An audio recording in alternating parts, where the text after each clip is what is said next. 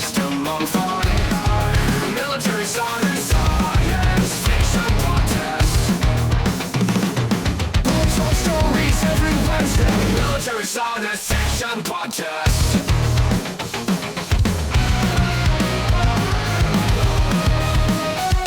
Discussion, interviews, reviews, and rants. Military science fiction podcast. Hey, welcome to the show.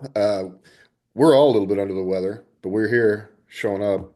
Um, Today we're going to talk about aliens and Not the movie. not the movie Aliens. We already talked about You've that. seen that. You can Yeah. watch that. It's good. Aliens in general. And I want to start this off because I think immediately people will we might be talking about aliens and people will say that's not a good enough alien, or one of the critiques they have of MILSF or a certain kind of SF is that you're not pushing it far enough because you're not thinking about real aliens. And the fact is there's a lot of evidence that actually when we do find aliens, they will very likely at least resemble something that has been on the Earth before or are similar to structures and forms that have that exist now. So they won't be as alien as we might think they will be. But then also you got to write a story that is interesting and fun to read about, right? And if we're doing MILSF and all the things that we've talked about where we want to make it a military that's understandable, that people enjoy reading about, that they relate to, you kind of have to have an alien that is a little bit human in those respects. And so that puts some constraints on what might be a better alien for military science fiction. And there's still a lot of room to play there. So I think that's just kind of putting some bounds on it. I mean, I think we could certainly talk about aliens that are really alien and writers that have done that or games that have done that. When I was doing my research, it was kind of funny because more examples came Your up in video research? games. I did the minimal amount of research for this conversation. More video games came up, which is a whole other concept, conversation topic we could get into, where a lot of our readers are coming from video games as their foundation of what they expect versus stories. But when you think about it, even in a game, you can't fight like a formless cloud. You could try. You can't fight like an alien being, Kirk did. Yeah, Green Lantern did.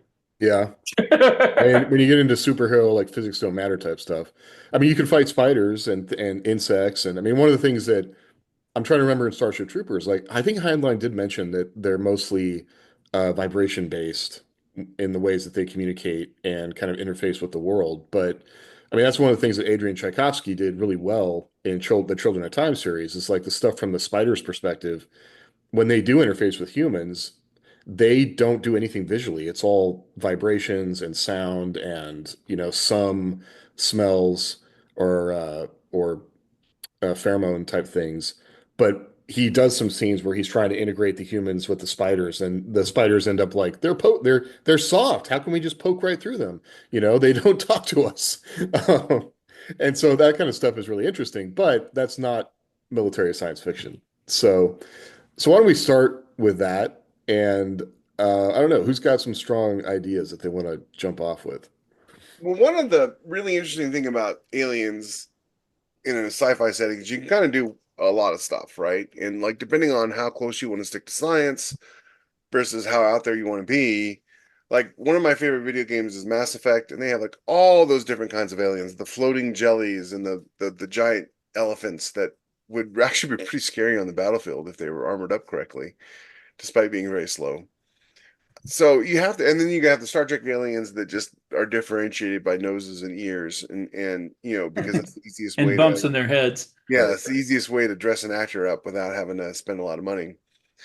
So you can't really look at movies and TV shows for the most part and say oh, that's an accurate alien, because they have all these visual financial constraints for making aliens, whereas you, the author, theoretically have no constraints. Except your imagination. Except your imagination. Yes.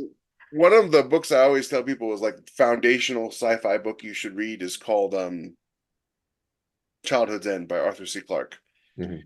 And it's really, really interesting because when the aliens show up, spoiler alert if you haven't read it, they look like demons. And everybody's afraid of them.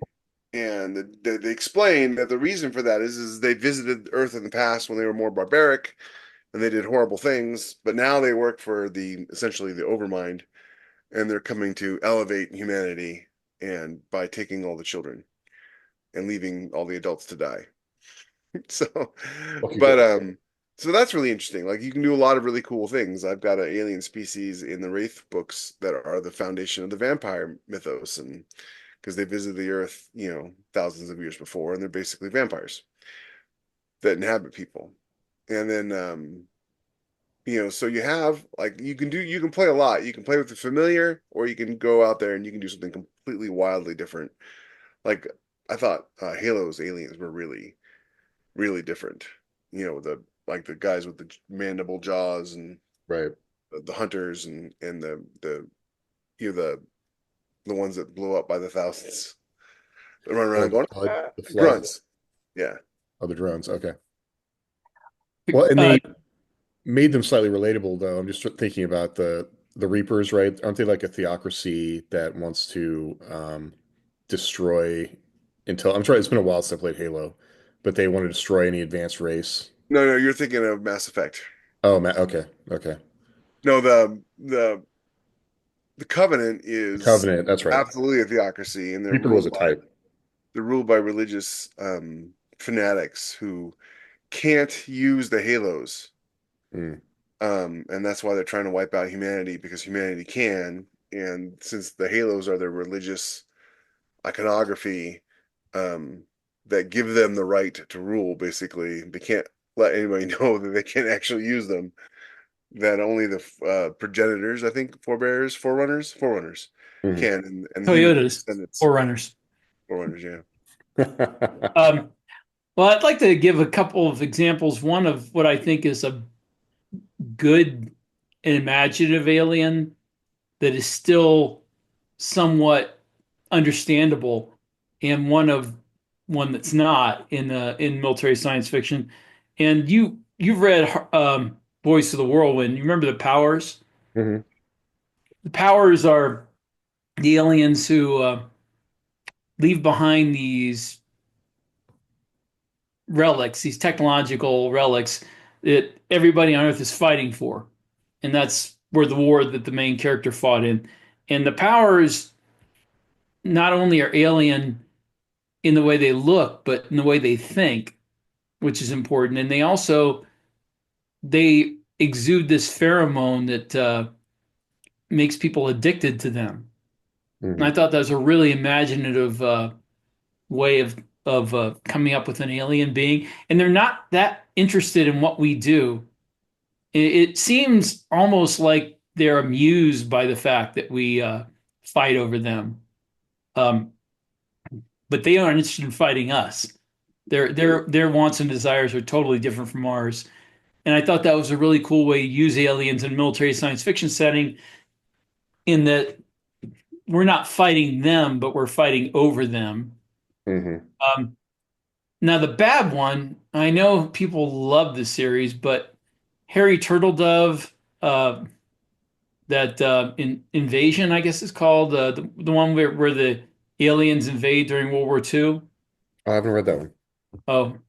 Oh, World War. I can't remember the title, but it's a long series. Um, and he has these aliens. Oh, the name escapes me. Hold on, let me look it up real quick. They're like they're like lizard aliens. Mhm. We have World War series. Um, I'm trying to find the name of the It says they're aliens. called the Race. Yes, the race. Yeah.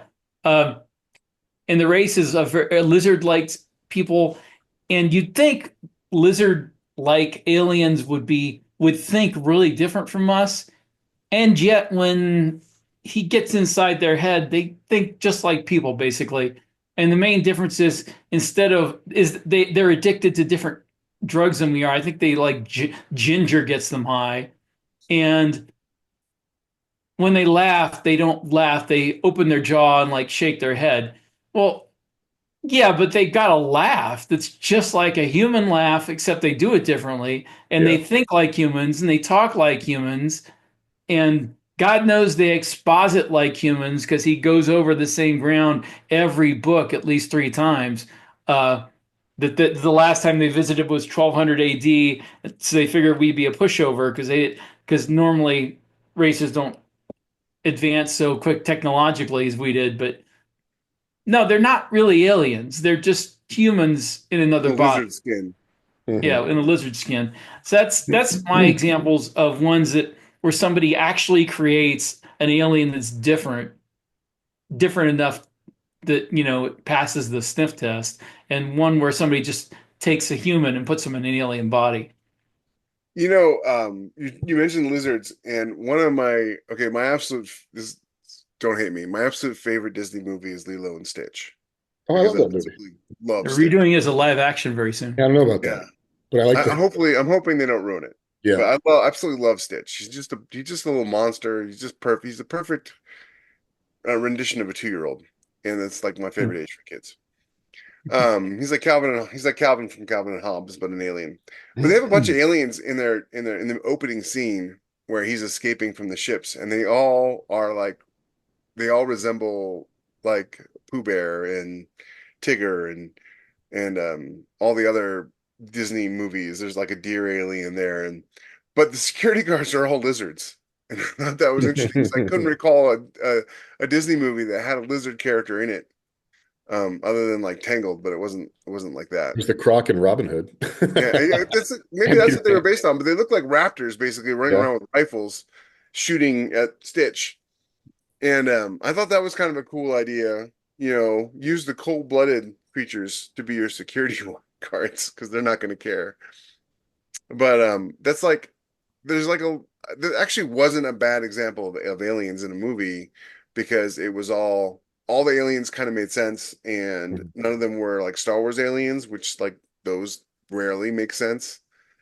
I Well, I think they think just so often there's a failure, like, and that's the challenge, right? Because if you're going to do something relatable, but it really comes down to it, like it's just like really getting inside a character and seeing something from their eyes in a way that's not just a reflection of the author or a reflection of the other character. Like, people complain a lot about like every character in the book sounded the same.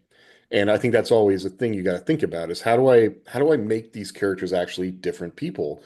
And aliens in the same way, like if they see the universe in a different way, if they have different, I mean, even if they are relatively similar to us, just growing up on a planet potentially with a different sun or a different time cycle or no moon, or like how many things have developed here on the Earth just because of the way our environment exists, the moon, the sun, the planets, the fact that we have oceans, all these things affect our culture and our way of viewing the world, and even the way that we have developed over time and the way our technology works. And you don't have to go through all that. Like we've talked about that, right? But if you at least think about those things and people are acting like as soon as I hear alien, lizard aliens, I'm thinking about like maybe that's good because they can go into a hibernative state when they space travel, but then they hit the Earth and maybe it's too cold. And are they having to, come up with suits that keep them warm? And are they better at long? Do they get jobs working for Geico? Maybe. I mean, are but they all those already things, here? I think those are all just like surface level things that you could do that would make an alien different and potentially a harder foe, to fight in a military way because they have certain advantages that we don't. Well, it's funny that when I read a lot of the aliens in military science fiction has the, I don't want to call it a disadvantage, but it has the temptation to concentrate all on the military part of it and kind of ignore the science fiction. And a lot of writers, especially starting out, they kind of blow over, just blow off the whole developing an alien race thing and just make them the enemy. And they don't bother giving them a history or a culture or a why for any of it. They're just there to fight us. Um, but if you look at history, I mean, our history, if you look at different cultures, there are cultures that are more alien to us than any of the aliens, you read about in a lot of these military science fiction, like the Mongols. The Mongols were, as a culture, so different from us that it's hard for us to to get inside the head of somebody like that. Or even the Romans had a different mindset for a lot of things than we do.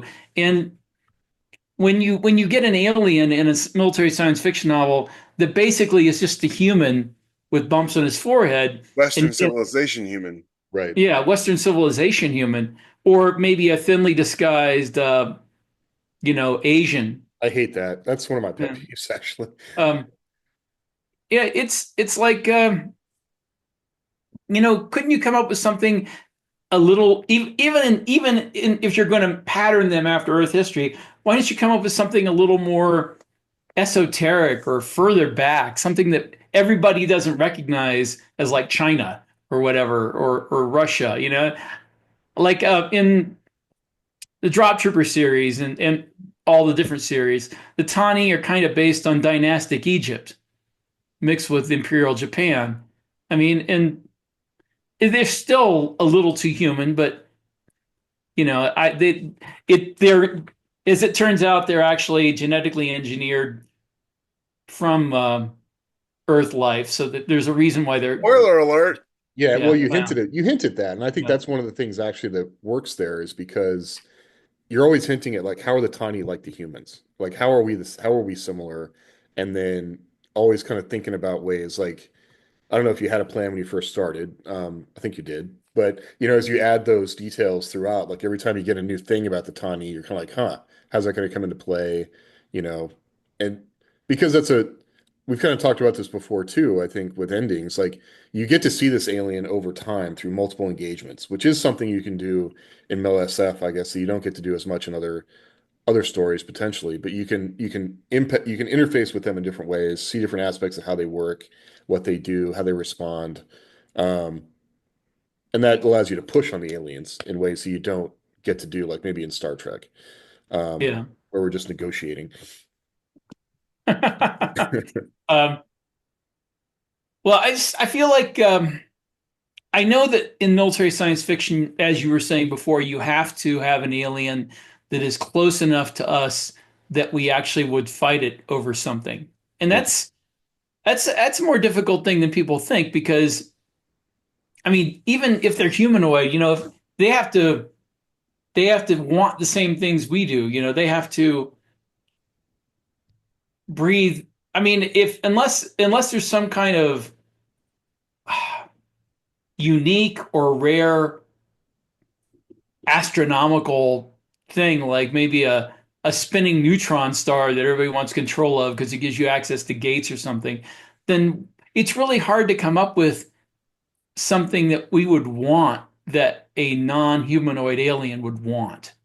I mean, And if their Earth-like planet for them is Venus, then we're yeah, never going to come into conflict with them. Yeah. Probably I never. was thinking the other day of a really good idea for a short story or maybe a novel or just like a background thing is having aliens come to our solar system, go set up shop on Europa and totally ignore us, not talk to us at all. Because Hmm. they don't have our physiology. They don't want our planet. They don't want anything we want. All they want to do is colonize Europa, and they don't even want to talk to us. I thought that'd be kind How That of would just make it. insulting! That would just make us yeah. crazy. Like we would have to go.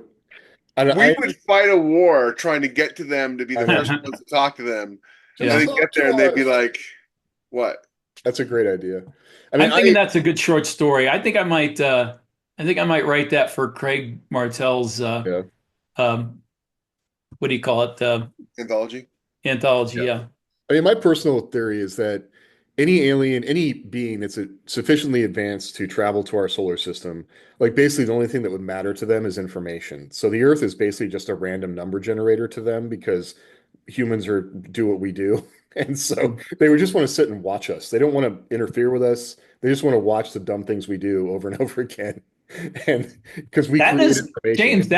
That is my personal hypothesis, with no proof, mind you, but for what UFOs are. That Mhm.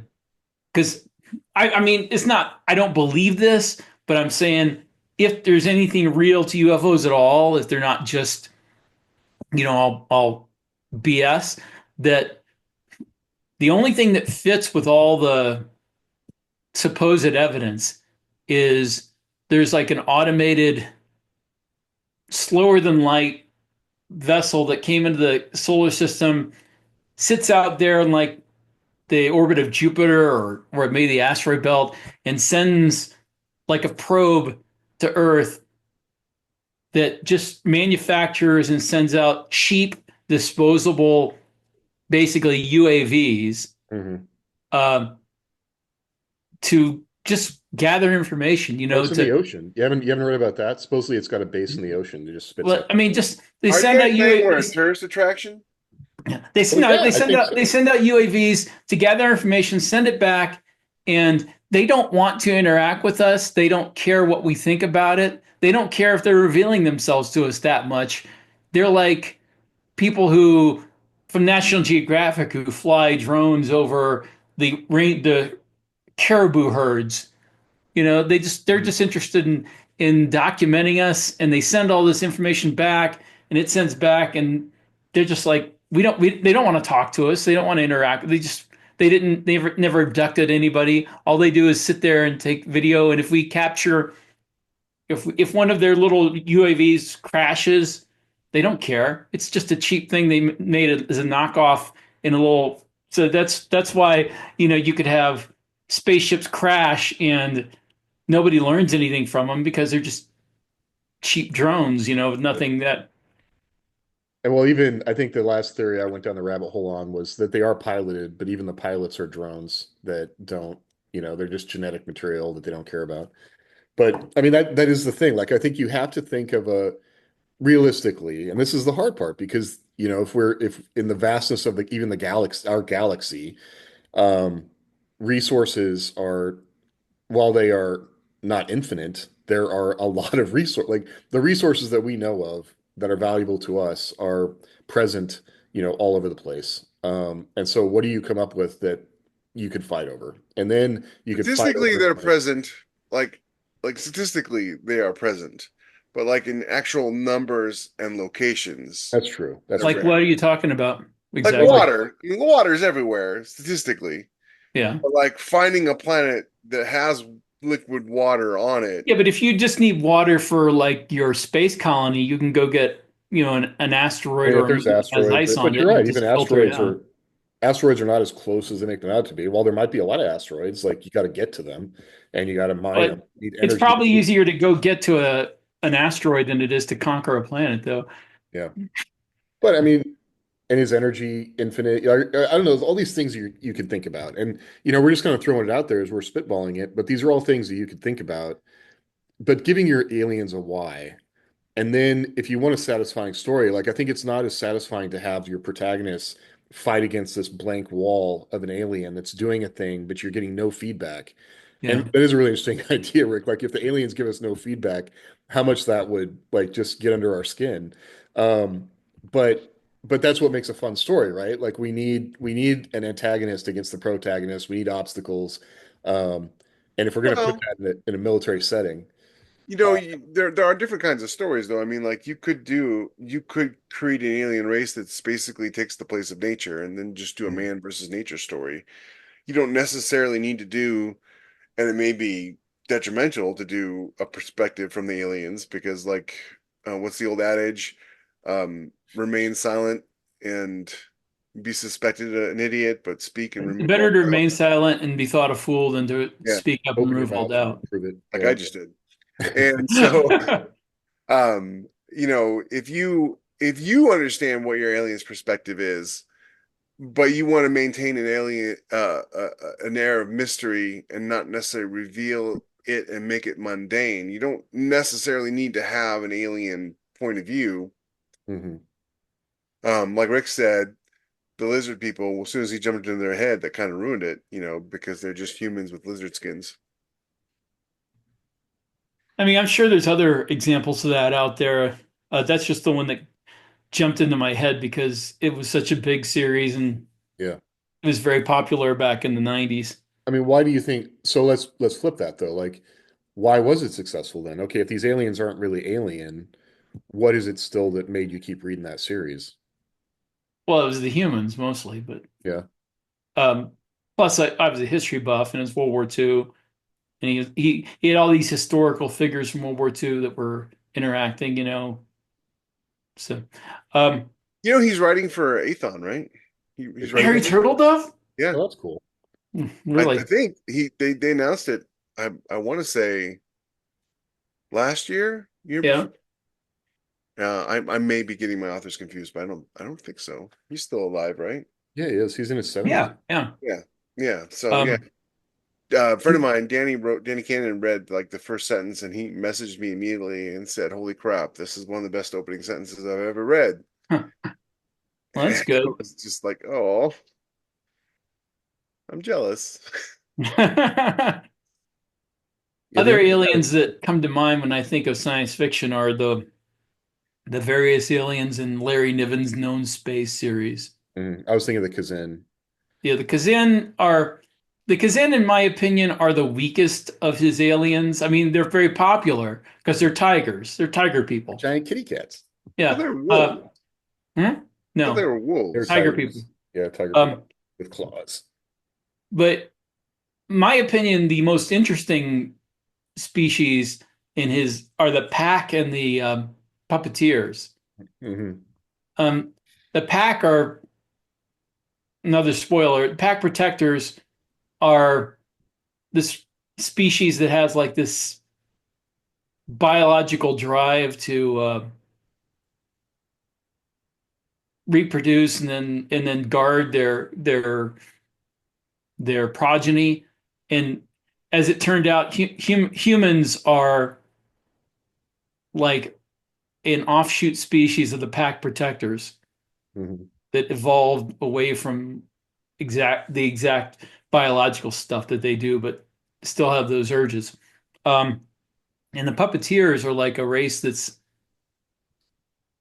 They're the three-legged um, ones, I right? don't say cowardly, but they avoid danger at all costs. And they're three-legged, and didn't they have three eyes too? Uh, they had two heads, I thought. I guess weren't they Yeah, the ones yeah, that they're like two mercantile? heads. Two heads. Alan Dean Foster wrote a series um, called The Damned, and it Hmm. was about an interstellar war between two alien packs, basically. One was Hmm. like these slug people that like mind controlled, and the other was all the other aliens who didn't want to be mind controlled. But the problem was is that the aliens had been around so much longer than humans, they had evolved past violence, Yeah, which I thought was pretty funny. And so when they get to the humans, they're like those YouTube shorts about don't mess with humanity kind of yeah. Space things. orcs. Humans are space orcs. Yeah, Uh, and they get to it's Earth funny. and they're It's like, funny you mentioned the dam because on my Earth at War series, where the aliens come in and ask us to fight for them. Somebody said, "Oh, you're just stealing that from John Ringo's Legacy of the Eldonada." I was like, no, it actually started well before that with Alan Dean Foster's The Damned. tell me you haven't read sci-fi books without telling me you haven't read sci-fi Yeah, books. and it probably happened before that, but it's an old trope. It's not Hmm. John Ringo didn't create it. He just made it very popular. Yeah, and I don't necessarily know that Alan Dean Foster created the idea because there's nothing new under the sun, but that's the first time I remember reading it. And Yeah, I really liked it because like the human they got to fight for them to be their hero was like an artist who lived on a boat and like sketched, the horizon. And they bring him out into the world and like he has to punch something. They bring him out into space and he ends up punching one of the bad aliens and everybody around him, like some of them faint. It's like such violence. And he's like, but he attacked me, like, and they're like immune to the mind control ping thing from the slugs. And so and like the best that they have, the best the aliens can present are these like coyote slash wolf like creatures that are really fragile, but they can run fast, and they don't vomit upon having to fire a gun.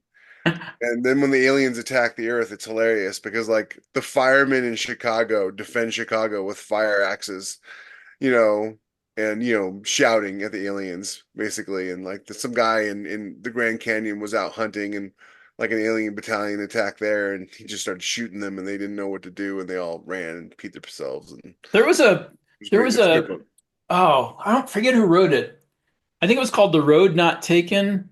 Um, I don't know if it's Harry Turtledove or not. Let me check it out. Yes, it is a short story by Harry Turtledove. Speaking of Turtledove, he talks about these aliens that have discovered hyperdrive and anti-gravity, and they come to Earth thinking they're going to conquer it because they're like pirates, like, and the fact that they discovered hyperdrive and anti-gravity so early, because this is like an easy thing to discover, we just never have. They never developed any sophisticated weapons. They're using like muzzle loaders, black powder muzzle That's a loaders, great idea. and they arrive on Earth and they take a shot at the first cop that approaches them, and the bullet gets stopped by his vest, and then he just like boom boom boom boom, and then they bring in this fleet with cannons, and humans with tanks just go and blow the crap out of them, and then humans at the end of it get the Yeah, hyperdrive and anti-gravity, and that's and art. the aliens are thinking, what have we done? I am back when I was playing around with being a screenwriter. I had come up with a really good idea for a screenplay. I don't know, maybe make a good book series. But it was essentially Earth was a prison, and the rest of the galaxy had put humanity there as punishment for something that we had done 1 billion years before, Mhm. and then forgotten about us. And we were basically the entire area that Earth is around.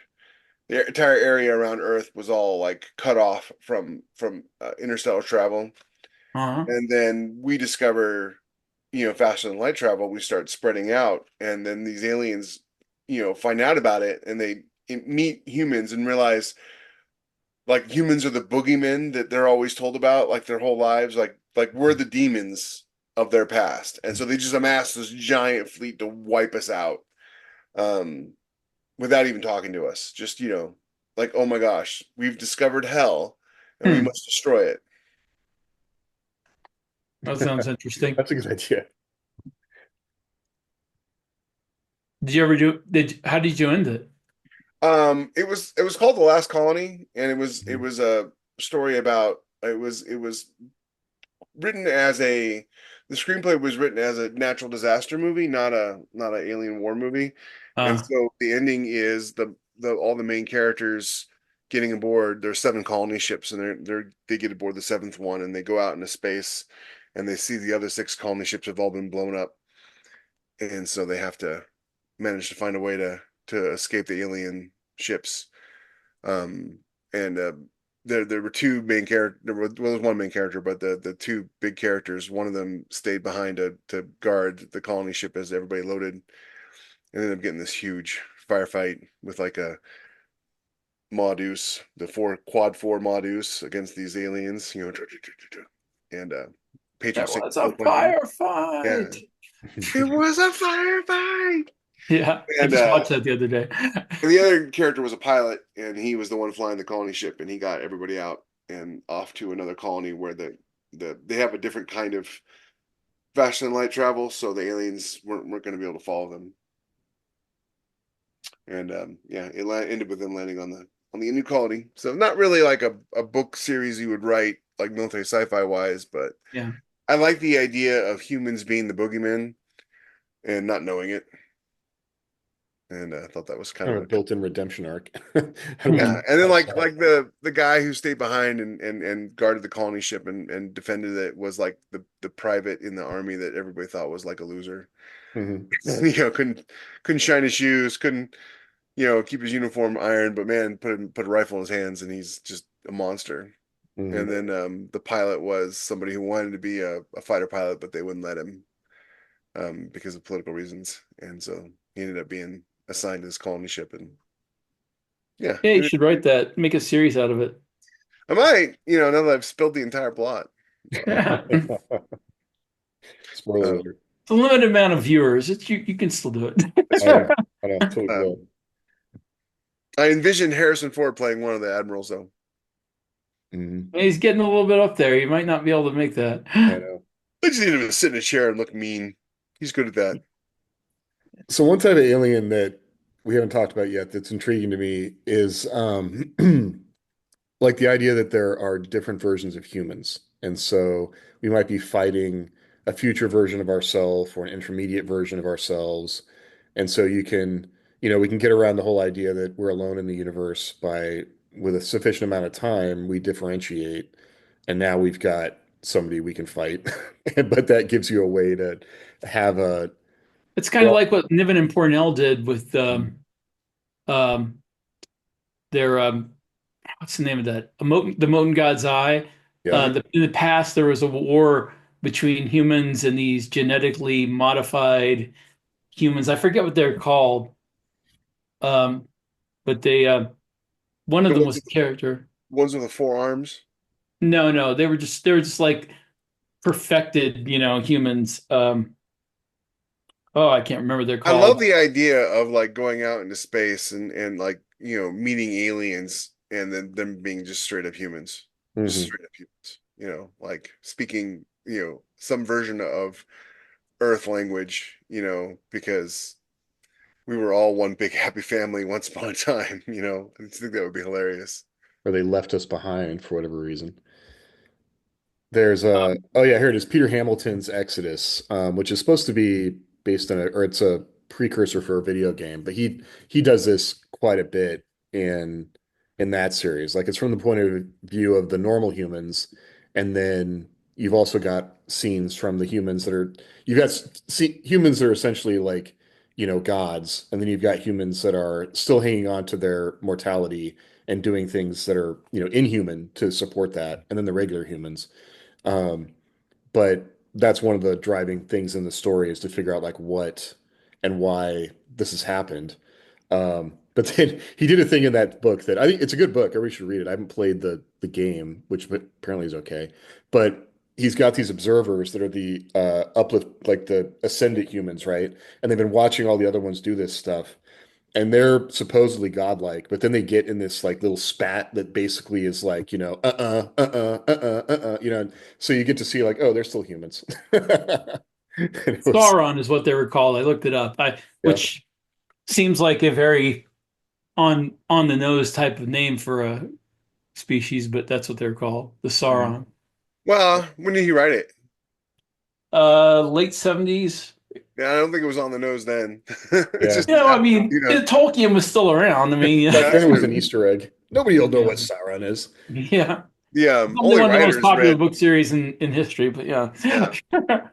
The What's funny is like you have a lot of those ideas that we grew up reading, in the 60s and 70s, and they kind of went out of vogue in the 80s and 90s, and now new writers are coming in and they're bringing in these ideas of aliens, and we're just like, have you not read a book before?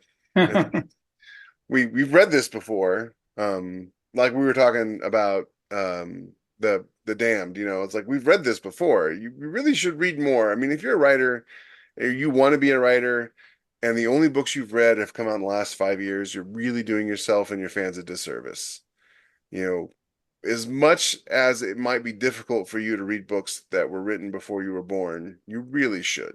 If you're going to steal, steal from the best. That's what Yeah. I say.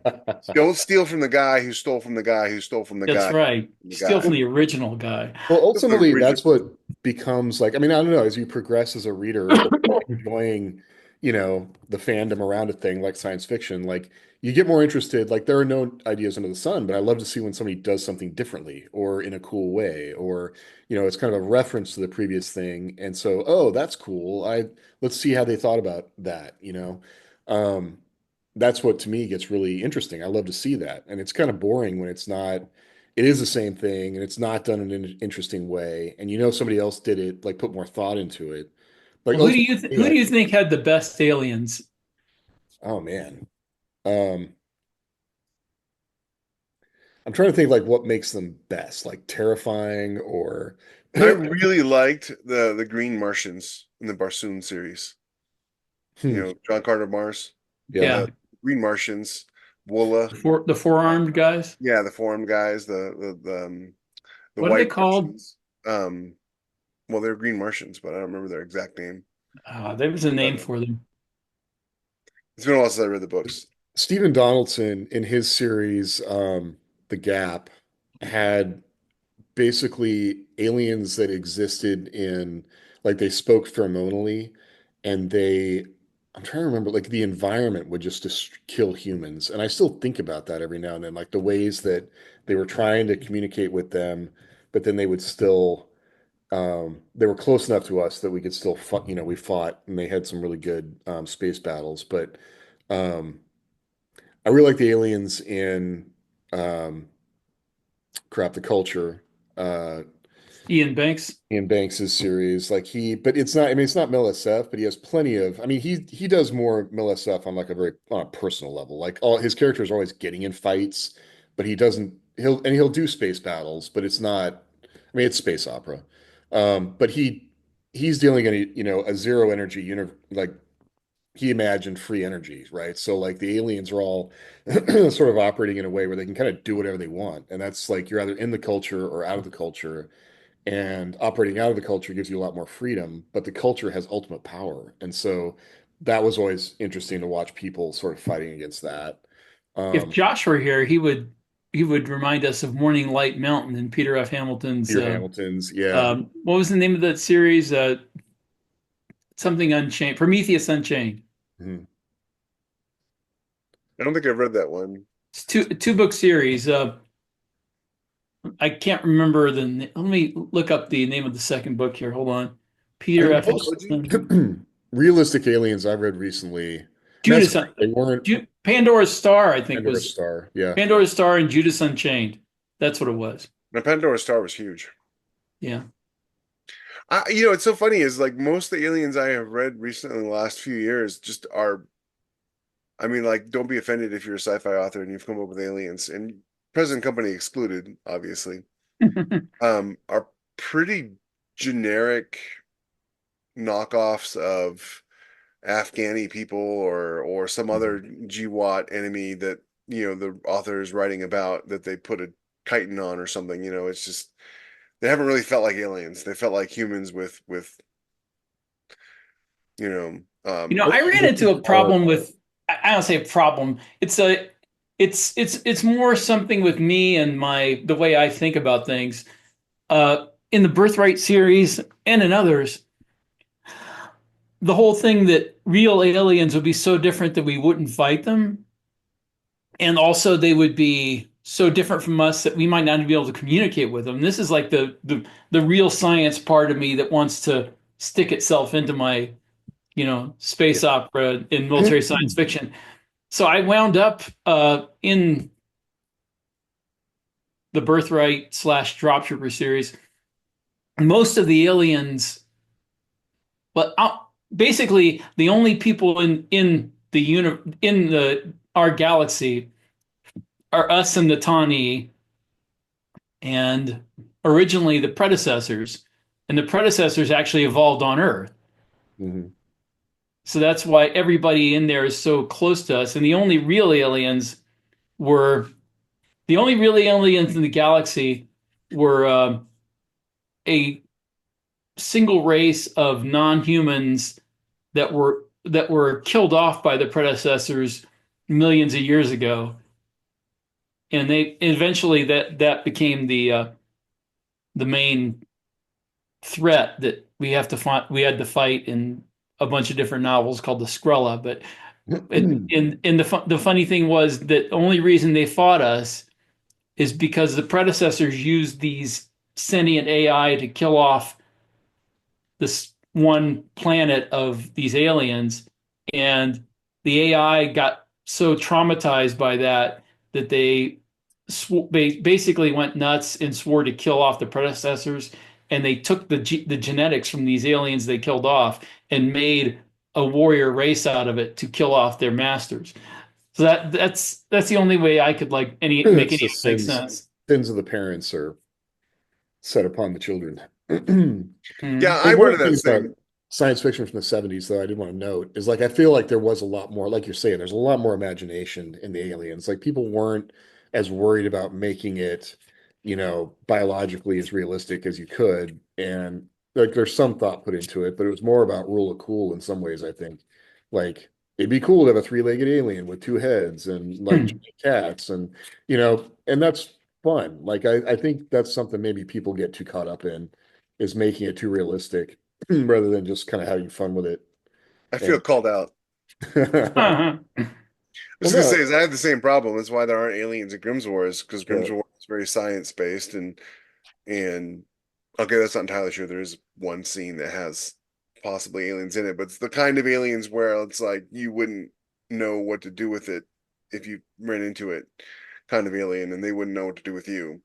mhm, But the more of an idea of an alien, really, because everything like it's like in order to make an actual true alien species, you've got to come up with a lot of stuff and give it the motivations to fight. That's why I feel like aliens beyond just like alien bug aliens are really the realm of space opera because you lose part of military sci-fi is that dealing with the a sentience of sorts, dealing with the concept of war in the future. And if you've got like the true believer aliens, or you've got the um like the bug like aliens, it's yeah, you can do that. It's just been done before, and I don't want to do stuff that's been overly yeah. done before and done better than I would do it. Like I'm not going to top Drop Troopers Tawny, so I'm not going to try that. I'm not going to top Heinlein's, bug aliens, so why would I do that, Well, it also didn't, at least with Grimswar, like you didn't start out with aliens. So a lot of times adding aliens can feel like, I don't know where to take this series, so I'm gonna throw in some aliens. And um I kind of like it to be like, I don't know, aliens are the central core. Like feels like a whole kind of separate If you're subgenre, going to have them, have them. right? Don't let them be set dressing. It doesn't necessarily make it sci-fi just because you toss in aliens. Yeah. Yeah, I I don't know, like one thing I keep thinking of too, which was also wasn't MLSF, but Dragon's Egg by Foreman. Have you guys read that one? Like basically it's the I've idea heard of of it. a neutron star that collapses and is such a gravity well that like he has the book is more like it's just a fun science physics read. Like he's just the characters are set dressing basically because he also has the problem of like time progression. So like there's multiple generations of the human scientists that are observing the aliens. But the thing about this is it creates because it's such a small gravity well, time moves faster in the neutron star. And so he creates this like micro alien race that's like basically they're like tiny little caterpillars that are evolving on the star. But you don't kind of realize that to begin with because he's telling the story at the scale of the Senate, the aliens, and they're fighting and surviving and developing. And then you realize when we moves to the humans that like all of this is happening with the aliens like in the course of like a minute. And so the aliens, it's almost like a Flowers for Algernon in reverse. Like the aliens are developing faster than humans are. And then eventually it ends with like, hey, there was a problem in your sun and we corrected it for you. And we'll come back later when you guys evolve. And but it's when it comes to like a truly alien perspective, like it still had but you could say these things on Earth exist because it's the way, you know, anything interacts and tries to predate and survive. But that was my only kind of feeling about it is the aliens still feel like they have human motivations, but it did such a good job of showing like an alien environment with an alien creature responding to the environment and then trying to find ways for that alien to communicate with us, which, you know, because of the time change and the ways that they don't, they use vibrations and whatnot. Um, it was just really cool. And it's the kind of thing that like trying to fit that into a broader, say you had something like that was your computer on the ship and, they were the thing helping the humans then fight a war. Like that would be super cool if they had a motivation to do that. Like you don't necessarily have to be fighting the aliens or they could be a technology you use, like we were talking about with uh, Williams. But those are all things that are really interesting that could play into MLSF that aren't necessarily just fighting bugs. Um, and I can't think of having seen anybody do something like that. It'd be also to be neat to do like AI aliens, Yeah. like AI created by an alien race that is the antagonist. Um, there's lots of possibilities. my thing is when you're sitting down to write a story and you're writing the antagonist, you don't necessarily have to explain to the reader, but you need to know why they're doing what they're doing and what the reasons are and things like that. So as long as you can come up with like a good reason why they're doing what they're doing, that gives them good motivations, because 90% of your story problems are solved with character motivations, like correct character motivations. People don't become superheroes because they have superpowers. People don't join the military because they have nothing else to do. You know, Some do. well, some do, but those are usually the ones I that have a end up void in my becoming. soul and I need purpose. If you look at history, there aren't a lot of the ones that end up becoming like great heroes are the ones who are just like, yeah, I just joined because I didn't have anything better to do. It was usually calling for most of them. So I mean, like in a book though, have them have a solid motivation for On the people. other hand, if you have a guy like that who just joined because he had nothing else to do, and he gets thrust into a situation where he, you know, is forced to do something, you know, heroic, and everybody wants to assign to him like, oh, you must be a great, patriot or a great, and he's like, no, man, it's joined because I didn't have anything else to And do. It'd be kind of funny. I just found out It I'm good would, at this. but you know, have at least have them find a motivation at some point because a lot of times you'll run into problems when you're writing a story and you don't know what to do next because you don't know why the people in your story are doing what they're doing, Mm. and that includes the antagonists. So, Yep. you know, make sure you know what And the also remember that if you're writing a long series, that your antagonists can eventually become allies. Which So don't is make them too evil. can be satisfying. Yeah. You're fighting. That's the one thing about military science fiction that's different than, say, space opera. The bad guys don't have to be evil, mustache twirling evil. They can just be somebody who wants something different than your side does. But that doesn't mean that if it's like the Japanese, they're our allies now. Or the Germans are sort of our allies. Um, they at one time, they were our enemies, and one um, time we saved their lives. Vietnam. Now they Vietnam, we spent 10 years fighting a war in Vietnam, and now, take vacations there. I mean, Vietnam's a great example of how we stepped into somebody else's war, yeah. and so it could be very Thank you, complicated France. motivations. Yeah, exactly. Yeah. I Complicated motivations. sorry, James. I always find it incredibly ironic that France invaded Vietnam in August of 1945. August of Mhm. 1945. I We don't mean, have just enough war. We got to go start another one somewhere. Yeah. I mean, it's like it, Algeria, I mean, France, I'm super glad we didn't get involved in Algeria because that would have been even worse than Vietnam. I But, mean, the sheer audacity of them to be like, well, we need our empire back, and we just right. became a country again after being conquered. So let's go conquer our empire again. And just yeah. Anyways, It's and then we And got sucked into it. and what's his name? The guy who became the head of the Viet Minh, which eventually became the Viet Cong. Oh, I'm Ho Chi blanking on the Minh? name. Ho Chi Minh. Ho Chi Yeah, I Minh, was yeah. thinking, Yeah, he was a big fan of the United States and wanted to be our ally. And if we hadn't like listened to the French and yeah, oh, come help us, we'd said no. We want to ally with the Vietnamese or the That's a whatever they weren't even called Vietnam back then. They were called French Indochina or yeah, something. Speaking of motivations, this is a perfect example. I read a book called Brown Water Black Berets, and it was all about special forces in Vietnam before they were called special forces. Mhm.